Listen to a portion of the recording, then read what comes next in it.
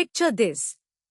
You wake up tomorrow morning, check your phone, and see that your Apple shares have jumped 5% overnight. Your Tesla investment is up 12% this month. And your small stake in Nvidia has doubled since you bought it 6 months ago.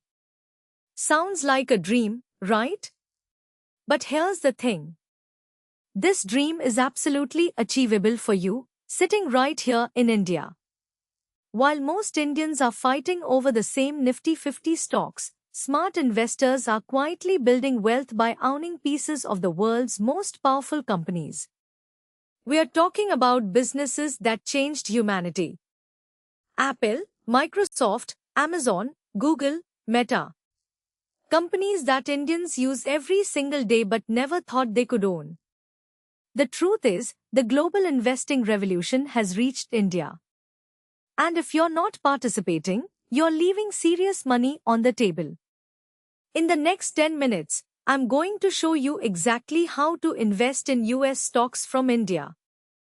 We'll cover the legal route, the platforms, the tax implications, and that one dangerous trap called PFIC that nobody talks about.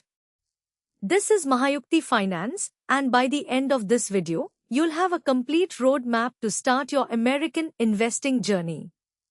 Let's dive in. Before we talk platforms and stocks, let's understand the foundation. How does money legally flow from your Indian bank account to a US brokerage? Enter the Liberalized Remittance Scheme, or LRS. This is RBI's gift to Indian investors. Under LRS, every Indian resident can send up to $2.5 lakh abroad every financial year.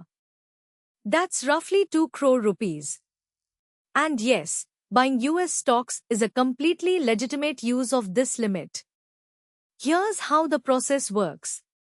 You open an account with an Indian platform that partners with US brokerages. When you add money, your platform converts rupees to dollars and sends it abroad under LRS. Your bank reports this transaction to RBI. Simple and completely legal. But wait, there's a catch. Since October 2023, any remittance above 7 lakh rupees under LRS attracts a 20% TCS. Tax collected at source.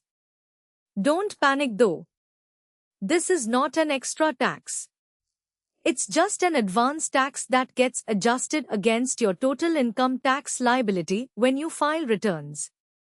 If your actual tax is lower, you get a refund. Think of TCS as a forced savings that comes back to you later. One more thing. Some banks are smoother than others for LRS transactions. HDFC, ICICI, and Kotak generally process these quickly. Smaller banks might create unnecessary hassles.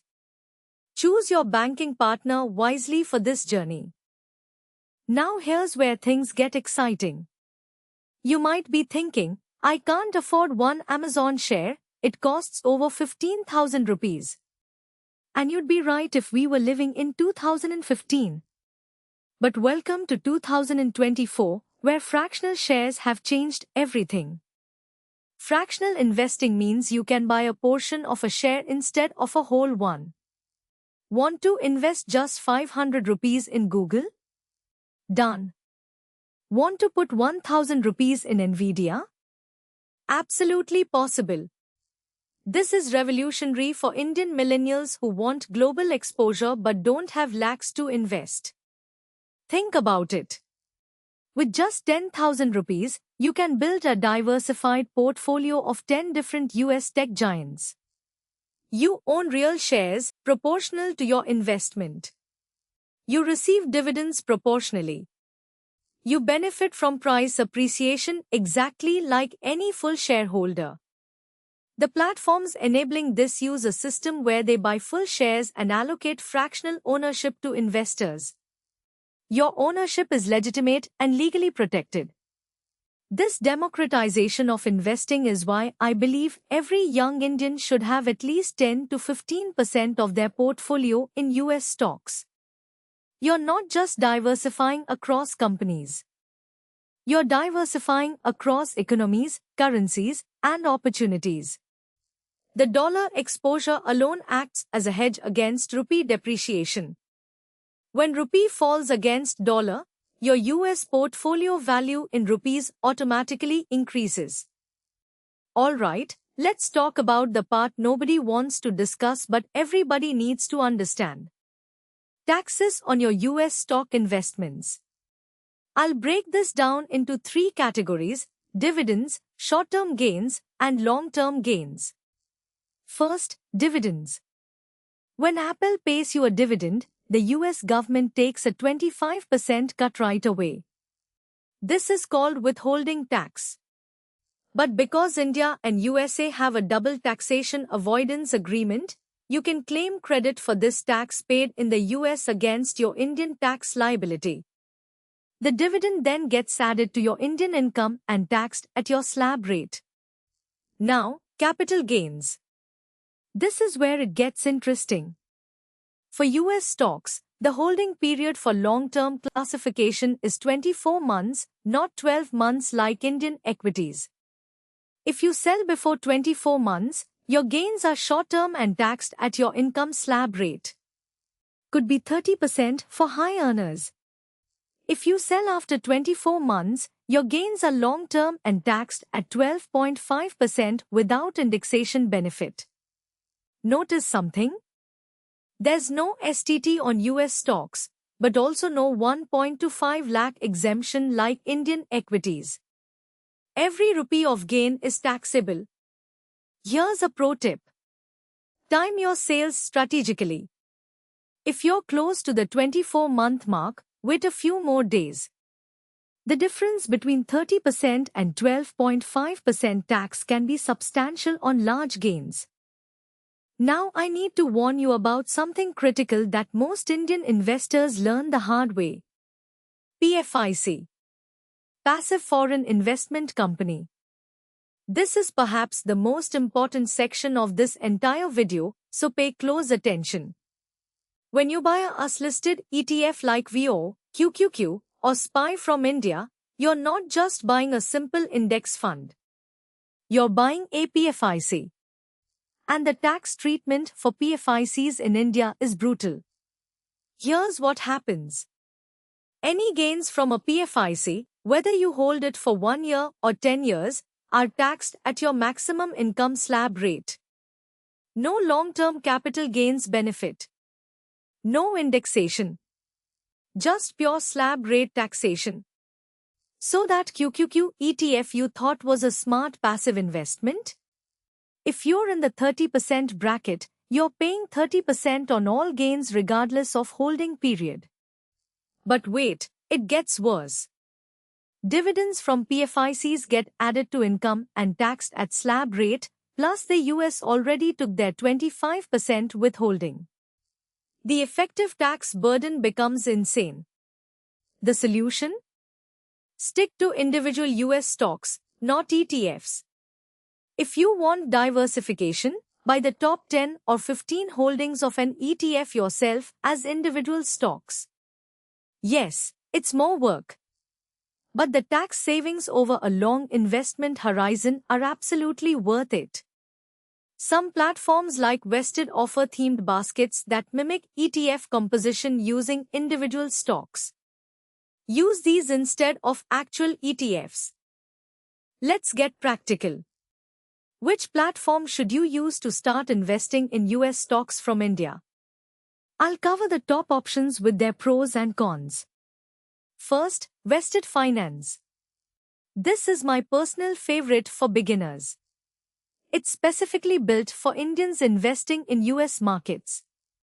Zero commission on trades, fractional shares available, and excellent educational content. They partner with Drive Wealth, a US registered broker. Your shares are held in your name with SEP protection up to $500,000. Second, IND Money. If you want everything in one place, Indian stocks, mutual funds, and US stocks, IND Money is compelling. The interface is clean, and they've integrated US investing seamlessly. They also offer fractional shares and have no commission model. Third, Grow. Recently launched US stocks feature. If you're already using Grow for Indian investments, the familiarity helps. Still relatively new to US markets though. Fourth, Interactive Brokers. This is for serious investors who want direct access, more instruments, and lower forex spreads. But the interface is complex and not beginner-friendly. My recommendation for most viewers? Start with Vested or IND Money. They handle LRS paperwork, offer good forex rates, and make the entire process painless. Once you have significant capital and want more control, consider Interactive Brokers. Remember to compare the forex conversion rates. The hidden cost in international investing is often the currency conversion markup, not the trading commission. You now know more about US stock investing than 95% of Indian investors.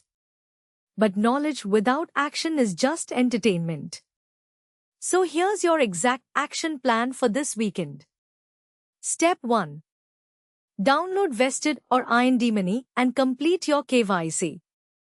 This takes about 15 minutes and requires your PAN, Aadhaar, and a selfie. Step 2. Link your bank account that's LRS friendly. HDFC, ICICI, and Kotak work smoothly. Step 3. Start small. Add just 5,000 or 10,000 rupees. Buy fractional shares of 2 or 3 companies you genuinely understand and use daily. Step 4. Set up a monthly SIP-like investment. Most platforms allow recurring investments. Even 3,000 rupees monthly into US stocks builds serious wealth over 10 years. Step 5. Track your investments, but don't obsess. US markets operate when India sleeps. Check weekly, not hourly. Step 6. Maintain records for tax filing. Keep screenshots of your buy transactions, dividend credits, and sale transactions. You'll thank yourself during ITR season. One final thought. Your parents' generation could only dream of owning Microsoft or Amazon. You can do it with a few taps on your phone. Don't let this opportunity pass because of analysis paralysis. Start small, learn along the way, and build your global portfolio brick by brick. This is Mahayukti Finance reminding you that wealth building is a marathon, not a sprint. If this video helped you, smash that like button, subscribe if you haven't, and share this with someone who needs to hear it. I'll see you in the next one.